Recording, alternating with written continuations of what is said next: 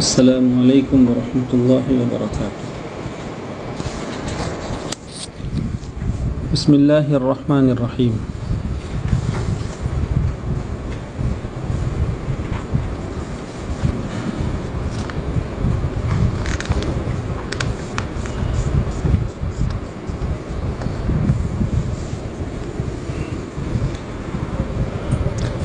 بدأت ببسم اللہ فی النظم اولا تبارک رحمانا ورحیما وموئلا۔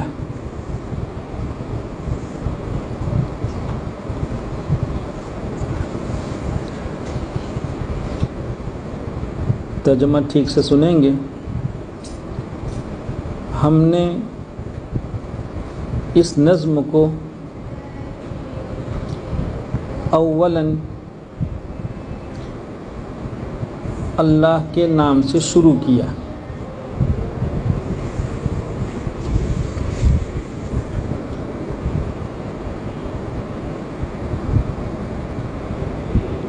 جس کا نام بہت ہی بابرکت ہے،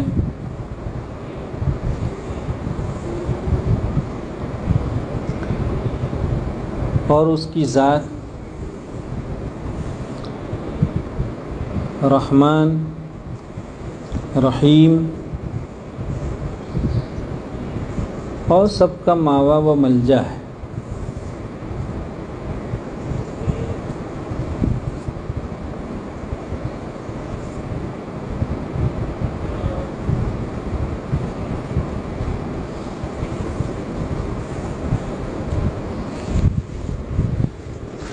پھر ایک مرتبہ ترجمہ کر رہے ہیں۔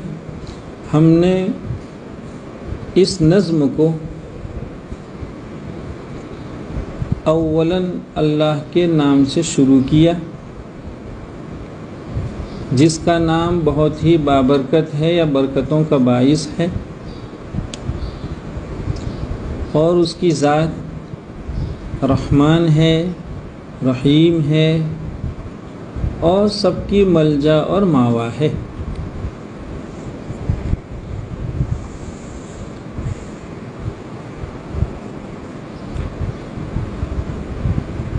یہاں نظم میں پہلے مصرعے کے اخیر میں آپ دیکھیں گے اولاً ہے۔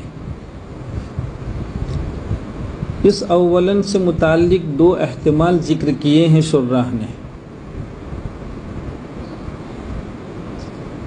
ایک تو یہ ہے کہ یہ اولاً بدأت سے متعلق ہے، ای بدأت اولاً۔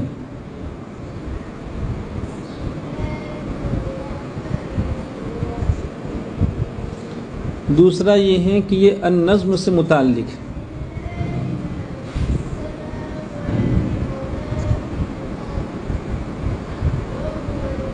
یعنی یہ بات جو ہو جائے گی فی اول النظم،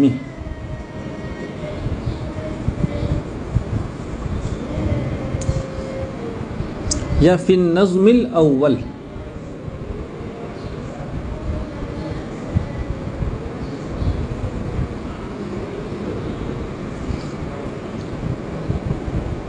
پہلا جو احتمال ہے، اگر ہم اس کو لے کر شعر کی تشریح کر کے شاطبی کی مراد تک پہنچنا چاہتے ہیں، تو علامہ شاطبی رحمۃ اللہ علیہ ارشاد نبی صلی اللہ علیہ وسلم کی تعمیل میں اپنی اس نظم کو اللہ کے نام سے شروع فرما رہے ہیں۔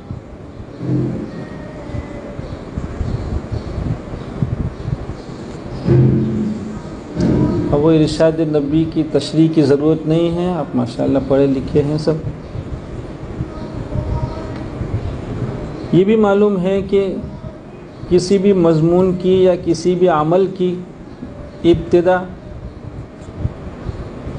بسم اللہ سے جو ہوا کرتی ہے، تو شروع کا بسم اللہ جہاں برکت کے لیے ہوا کرتا ہے، وہاں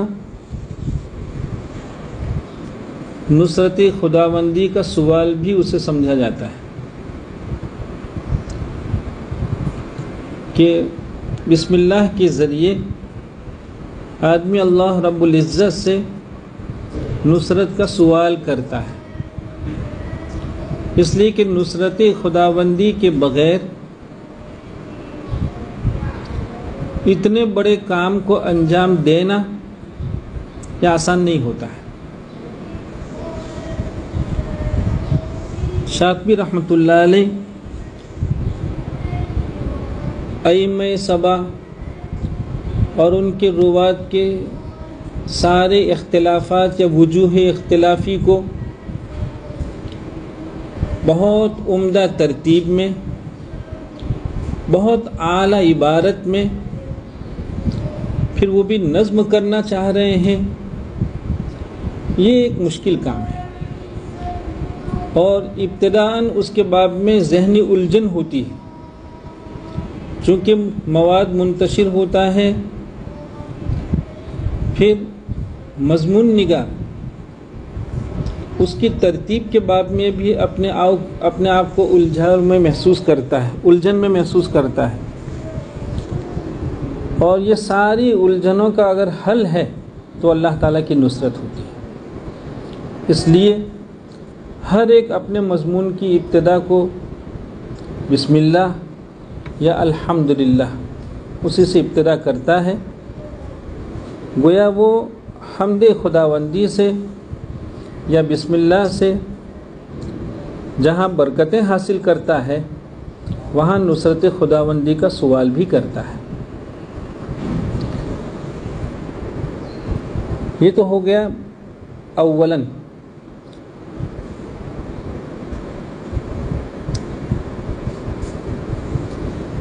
اولاً سے متعلق دوسرا احتمال یہ کہا گیا کہ اس کا تعلق النظم سے ہے،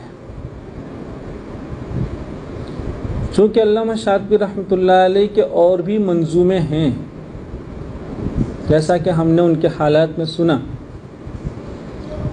کہ آپ کا ایک منظومہ رائیہ بھی ہے، آپ کا ایک منظومہ ناظمۃ الظہر بھی ہے، تو چونکہ شاطبیہ کے علاوہ اس قصیدہ لامیہ یا حرز الامانی کے ماسوا اور بھی قصائد آپ کے ہیں، اور بھی منظومے ہیں، لیکن سب سے پہلا منظومہ جو آپ کا ترتیب پایا یا مارکیٹ میں آیا یہ حرز الامانی ہے۔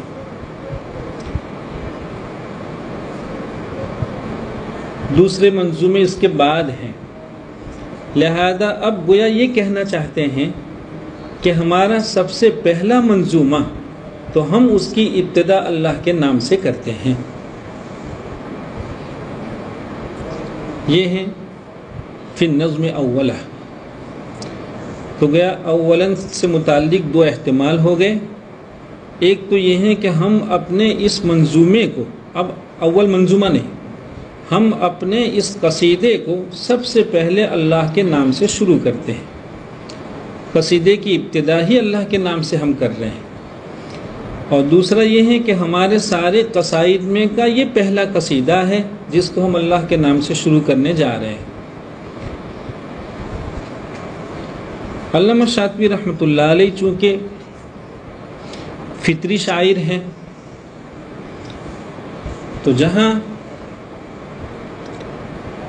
قدرت نے آپ کو اور بہت سے کمالات سے نوازا تھا، وہاں شعر گوئی کا مثالی سلیقہ عنایت فرمایا تھا، امتیازی سلیقہ عنایت فرمایا تھا۔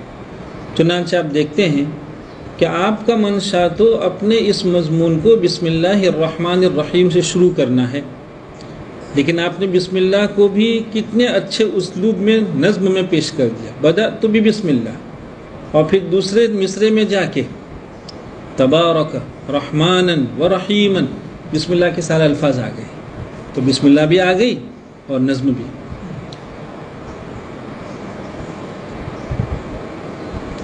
پھر آپ نے اس شعر میں دیکھا ہوگا کہ دو لفظ ہیں، ایک تبارک اور ایک موئلہ۔ علامہ شاطبی رحمۃ اللہ علیہ اپنے مخاطب کی تربیت فرما رہے ہیں، ایک تو وہ اپنے مخاطب کے ضمیر پہ یہ لکھنا چاہتے ہیں کہ اللہ کا نام بڑا ہی بابرکت ہوتا ہے، لہذا اگر آدمی برکتوں کا ارادہ کرتا ہے، اس کو برکتوں کی تمنا ہے، تو اس کے لیے ضروری ہے کہ وہ کسی بھی کام کو کرنے سے پہلے اللہ کا نام لے گا، اسی سے اپنا کام شروع کرے گا، تبھی وہ اپنے کام میں یہ ساری برکتیں دیکھ پائے گا۔ وہی روایت کا مضمون ہے، چونکہ آپ کو معلوم ہے کہ علامہ شاطبی رحمۃ اللہ علیہ صرف محدث نہیں ہے، حافظ حدیث ہے، اور لوگ بخاری شریف اور مسلم شریف کے نسخوں کی اصلاح آپ کے حافظے سے فرمایا کرتے تھے کہ لوگ بخاری شریف آ کے ان کے سامنے پڑھتے تھے، جب کوئی موقع قابل اصلاح ہوتا تو آپ فرماتے تھے کہ نہیں یہاں یہ لفظ ہے، یہاں اس طریقے سے، تو اس کی اصلاح اپنے حافظے سے فرماتے تھے۔ تو آپ جو ہیں وہ حافظ حدیث ہیں، بخاری شریف اور مسلم شریف کی اصلاح لوگ آپ کے حافظے سے، تو آپ دیکھیں گے کہ بہت سی روایات اس کا مضمون پیش کیا ہے، یا اس روایت کی طرف اشارہ کرنے کے لیے روایت کا ایک ٹکڑا ہی پیش کر دیا ہے، یا روایت سے ایک لفظ لے آئے ہیں اور اس لفظ سے پوری روایت کی طرف اشارہ کیا ہے۔ تو بہت سی روایات بھی آپ شاطبیہ میں دیکھیں گے، احادیث دیکھیں گے، یہ بھی ایک روایت ہے، کل امر ذی بال لم یبدا۔ معلوم ہوا کہ اس شعر میں آپ نے اس حدیث شریف کو نظم کیا ہے۔ موئلہ سے آپ نے یہ تعلیم دی کہ بھئی اسی کی ذات ہے جہاں آدمی اپنا سکھ دکھ لے کر پہنچتا ہے، آدمی اپنی ضرورتوں کو لے کر پہنچتا ہے۔ جب آدمی اپنے آپ کو بے چارگی میں پاتا ہے، جب وہ بے سہارا پاتا ہے اپنے آپ کو، تو ایسے وقت میں اگر اس کا کوئی سہارا ہو سکتا ہے تو اللہ کی ذات ہے۔ گویا شاطبی رحمۃ اللہ علیہ اپنے مخاطب کی یوں تربیت فرمانا چاہتے ہیں کہ چھوٹی موٹی ہر ضرورت میں اگر رجوع کرنا ہے تو اللہ کی طرف کیجیے، وہی اپنا ٹھکانہ ہے۔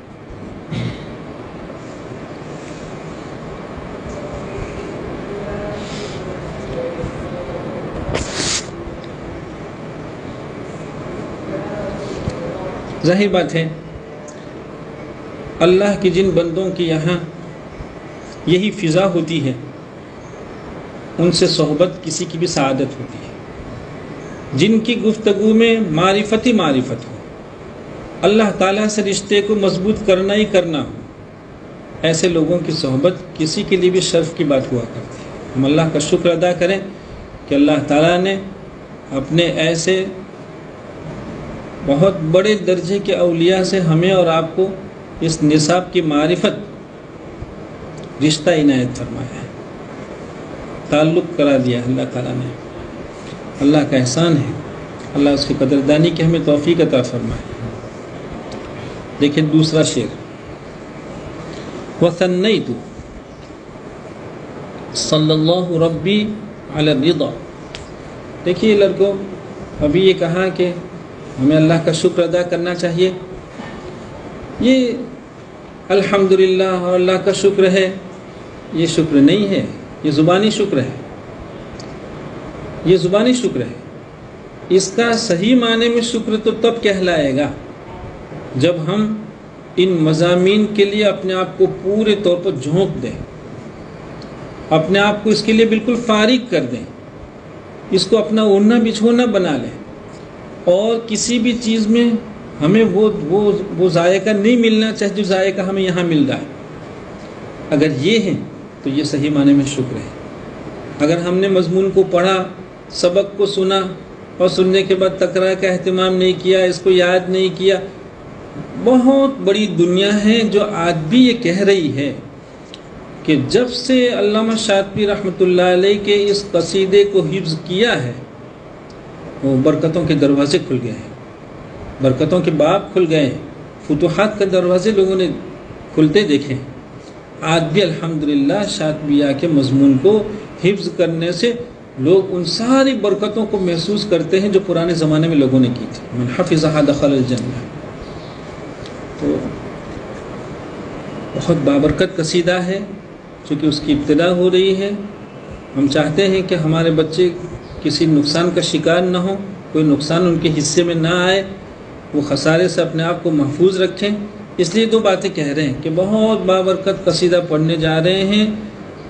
اللہ تعالیٰ کا شکر ادا کیجیے، اور شکریہ یہ ہے، شکریہ 2 لفظوں سے اللہ کا کہہ دینا یہ شکریہ نہیں ہے. ٹھیک ہے وہ ہوگا، لیکن صحیح معنی میں ہمارے لیے جو شکر ہے وہ یہ کہ ہم اس قصیدے کو پڑھ کر شاطبی رحمۃ اللہ علیہ کی مرادوں آپ پڑھیے. قسطلانی نے جو سوانے لکھی اس میں لکھا ہے کہ لوگوں نے صرف حرز الامانی کی ان عبارتوں سے 12 علوم میں استنباط کیا، 12 علوم کا استنباط کیا کہ آپ کے اس قصیدے میں اس کی عبارتوں میں لغت ہے، نحو ہے، بلاغت ہے، تفسیر ہے، حدیث ہے، قرات ہے، توجیحات ہے. 12 علوم کا لوگوں نے استنباط کیا کچھ ہے اس میں. یہ سمندر ہے علم کا. اگر ہم اور آپ ترجمے کا بھی اہتمام نہیں کرتے، راتوں میں 2-4 منٹ اس کے لیے کھپانا نہیں جانتے ہیں، تو ان اولیاء کی صحبت کو گویا ہم نے ٹھکرایا ہے. یاد رکھیں، ان اولیاء کی صحبت کو ہم نے ٹھکرایا ہے، اور اولیاء کی صحبت کو ٹھکرانے سے بڑھ کر کوئی خسارہ نہیں ہو سکتا ہے. یا ایھا الذین آمنوا اتقوا اللہ وکونوا، کیا معنی وکونوا مع الصادقین؟ کیا معنی وکونوا مع الصادقین؟ یہ کونوا مع الصادقین ہے، اس کے بن کے رہ جاؤ.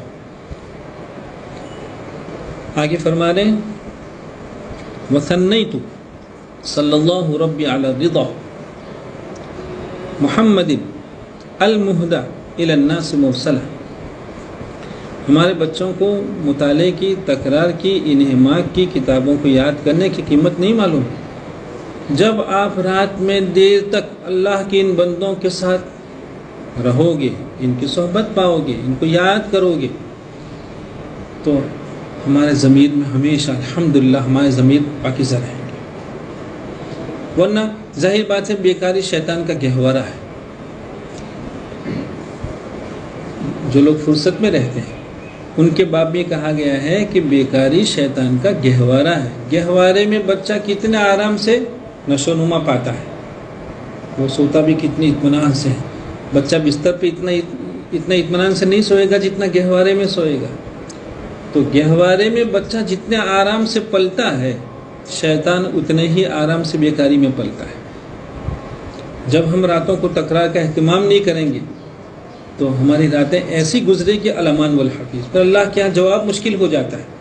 اور جب ہم نے ان کی راہ اپنائی، ان بزرگوں کی صحبت کو ہم نے گلے لگایا، تو رات مطالعہ کرتے کرتے جب آدمی تھک جاتا ہے تو بہت چاہنے کے بعد بھی کتاب ہاتھ سے گر جائے گی، وہ سو جائے گا. کس کے نام سے سوئے گا؟ اولیاء کے نام سے سوئے گا. قرآن کو سمجھتے سنتے سوئے گا. پوری رات اس کی نیکیوں میں گزرے گی. روح کی پاکیزگی کا انداز لگائیے کہ ایسی ارواح کی پاکیزگی کو کون سمجھ سکتا ہے. لیکن جب ہم یہ راہ نہیں اپنائیں گے تو یاد رکھو ارواح کی پاکیزگی بہت مشکل ہے. اس زمانے میں ارواح کی پاکیزگی شاید پچھلے زمانوں میں اتنی مشکل نہیں رہی ہوگی جتنی اس زمانے میں مشکل ہے. اس لیے ہمارے بچے تکرار کی یا کتابوں کو یاد کرنے کی قیمت سمجھیں. آپ کو جو راہ دکھلائی جا رہی ہے وہ آپ کے مستقبل کو روشن کرنے کی ہیں. اللہ سے مانگنے کا اہتمام کرو. راتوں میں اگر جاگتے ہیں تو دعا کے لیے جاگو، اللہ سے مانگنے کے لیے جاگو، دوسری چیزوں کے لیے نہیں جاگتے، بیداری نہیں کرتے ہیں. اور بھائی اللہ تعالیٰ نے ہمیں تو اتنا اچھا موقع دیا ہے، خیرکم من تعلم القرآن وعلمہ. بھائی اس سے اچھا کوئی ہے ہی نہیں دنیا میں. اور پھر کیا کہا گیا کہ اگر ایک حامل قرآن کریم کی مصروفیت کی وجہ سے اس کو مجھ سے مانگنے کا موقع نہیں ہے، اعطیتہ افضل ما اوتی السائلین. اللہ تعالیٰ کیا فرمایا؟ اعطیتہ افضل ما اوتی. تو ہم تو اللہ تعالیٰ سے کہیں گے اللہ موقع ہی نہیں ہے. بہت چاہتے ہیں کہ ہماری تو یہ ضرورتیں ہیں، یہ ضرورت ہے، یہ پریشان ہے، فلاں ہے، لیکن اس سے فرصت ہی نہیں. تو اللہ تعالیٰ فرمائیں گے فکر مت کرو، ہم دے دیں گے. مانگنے والا وہ نہیں پاتا ہے جو آپ کو بن مانگی مل رہا ہے. کس کی برکت سے مل رہا ہے؟ کس کی برکت سے مل رہا ہے؟ قرآن کی برکت سے مل رہا ہے، کتابوں کی برکت سے مل رہا ہے. وثنیت صلی اللہ ربی علی الرضا. ثنیت ثنیت تو کیا ہے؟ ترجمہ کریں گے ابتدا کی حیثیت سے میری دوسری گفتگو، میرا دوسرا کلام.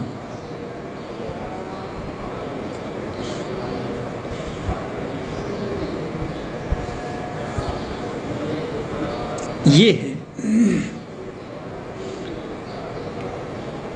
کہ اللہ رب العزت جو کہ ہمارے رب ہیں،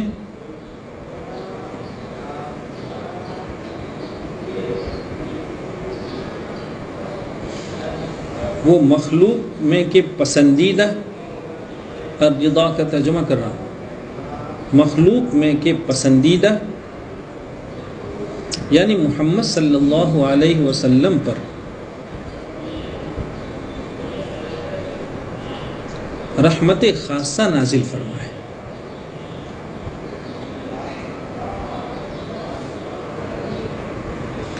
کہ وہ ذات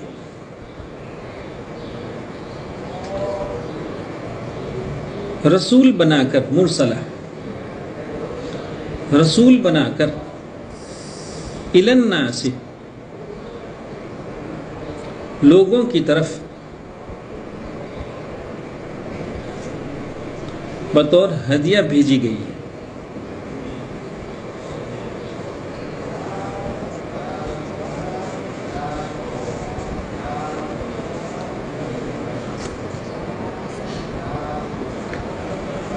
دیکھیں کہاں ثنیت، چونکہ اوپر میں تھا بدأت اولا، تو وہ بھی ایک بدایت تھی. اسی بدایت میں اب دوسرے نمبر پر تو وہ کیا ہے؟ صلی اللہ، صلاۃ و سلام ہے. اور آپ دیکھ رہے ہیں آپ نے صرف صلاۃ پہ اکتفا فرمایا ہے، سلام نہیں ہے یہاں. چونکہ جناب نبی کریم صلی اللہ علیہ وسلم ہی سے درود کے باب میں جب معلوم کیا گیا، سوال ہوا، تو آپ نے درود ابراہیم کی تلقین فرمائی تھی. اور درود ابراہیم میں صلاۃ ہے، سلام نہیں ہے. درود ابراہیم میں صلاۃ ہے، سلام نہیں ہے. یہ الگ بات ہے کہ جمہور کے یہاں دونوں کو جمع کرنا یہ اولا ہے، لیکن ادھر یہ ہے کہ آپ صلی اللہ علیہ وسلم نے خود ہی جس درود کی تلقین فرمائی تھی، تعلیم فرمائی تھی، وہ درود ابراہیم تھا، اس میں خود سلام نہیں ہے، لہذا یہ کوئی قبیح بھی نہیں ہے. تو آپ کے ارشاد کی تعمیل ہے یہ صرف صلاۃ. تو ثنیت بدایت کی حیثیت سے، ابتدا کی حیثیت سے میرا دوسرا کلام یہ ہے کہ اللہ تعالیٰ رحمت خاصہ نازل فرمائے جناب نبی کریم صلی اللہ علیہ وسلم پر، کہ آپ کی ذات مخلوق میں کی پسندیدہ ذات ہے. المہدی الی الناس، جو بطور ہدیہ لوگوں کی طرف مرسلہ بھیجے گئے ہیں، یا مرسلہ الی الناس، جو رسول بنا کر اس حیثیت سے بھیجے گئے ہیں کہ وہ رسول ہیں، مانا رسول بنا کے بھیجے گئے ہیں.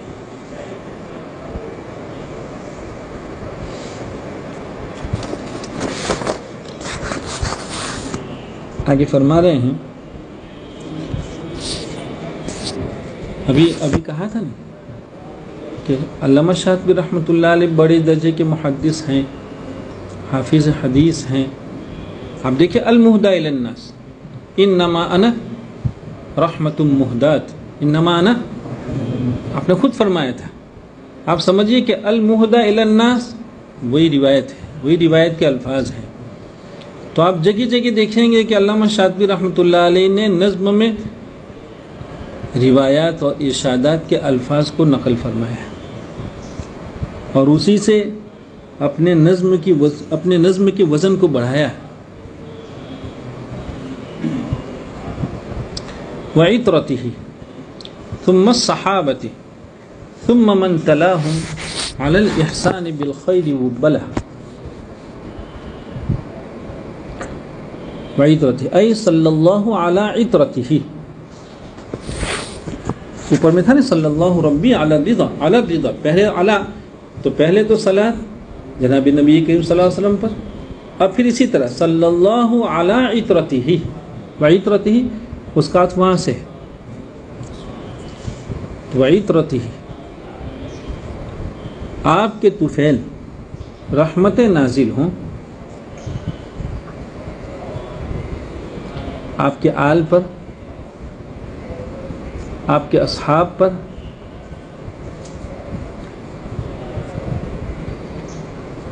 ثم من تلاہم علی الاحسان بالخیر والبلا، پھر ان لوگوں پر بھی رحمتوں کا نزول ہو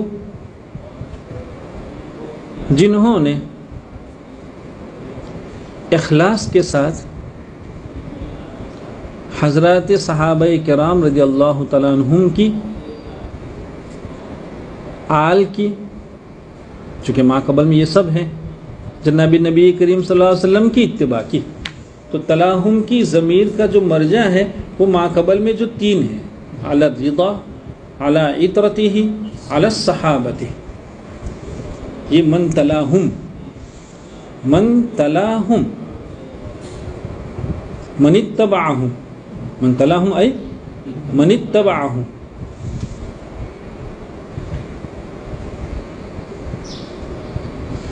لیکن اتباع کے باب میں کیا فرمایا؟ علی الاحسان، اخلاص کے ساتھ اتباع. آگے فرمایا بالخیر والبلا، درا حالے کے ضمیر ہم کے وہ جو مرجع ہیں آپ کے آل اور آپ کے اصحاب،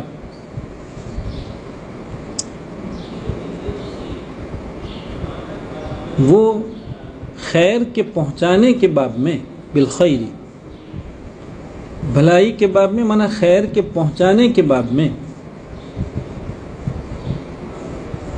موسلا دھار بارش کے مانند ہیں یا موسلا دھار بارش کی مثال ہیں.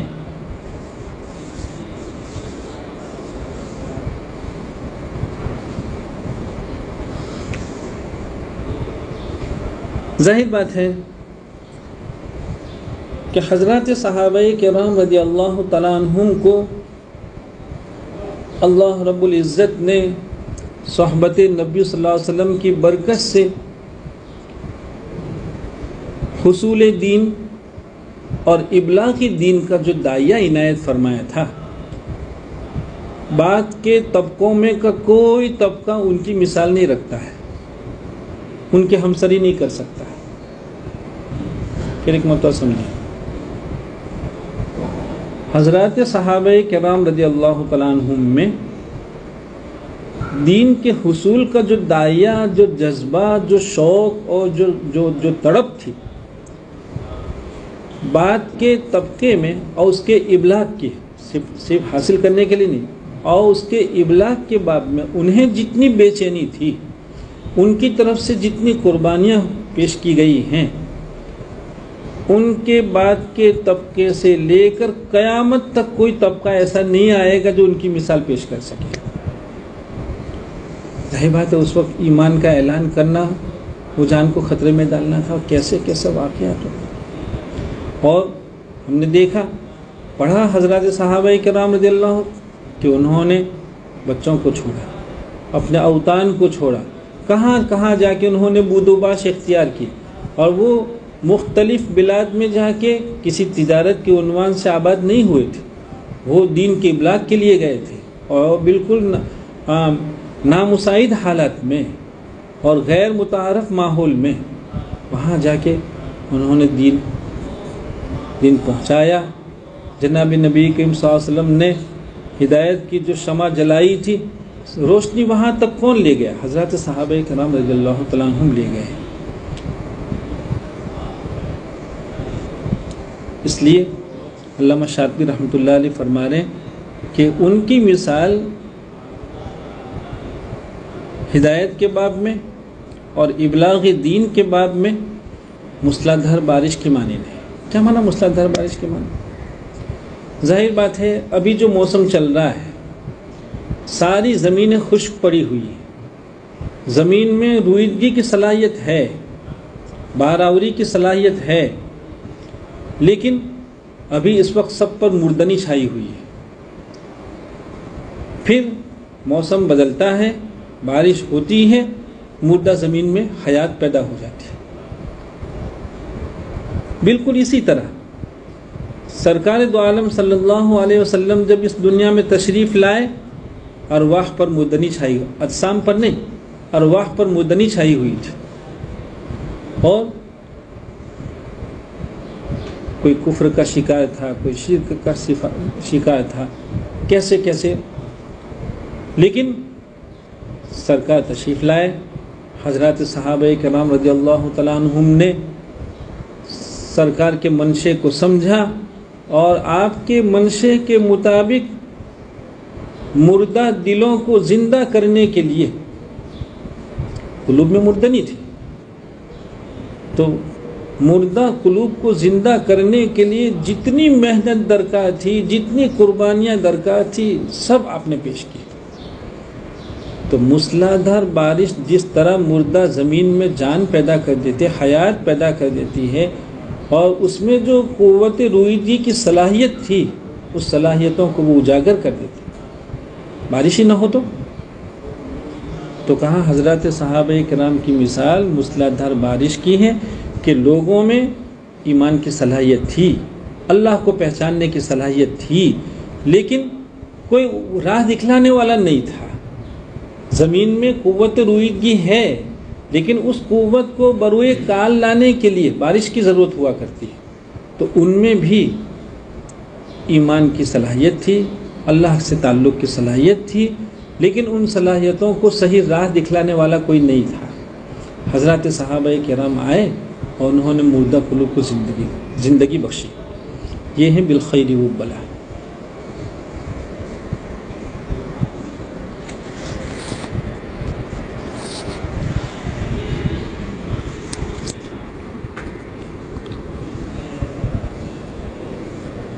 جی یہ لڑکے